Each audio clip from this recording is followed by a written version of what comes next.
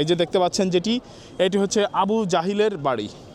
এটাই তো আবু জাহিলের বাড়ি। এখানে বাথরুম হিসেবে আমি ওইটি সামনে যাই, আপনাদেরকে সরাসরি দেখাই। আসেন আমরা একটু সামনে যাই।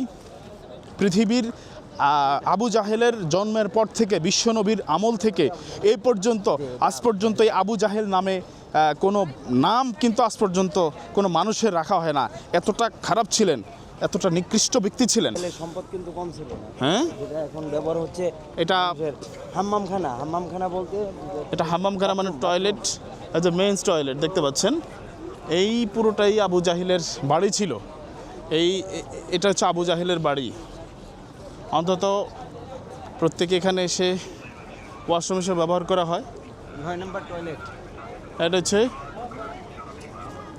এই যে আবু জাহেলের বাড়ি ছিল।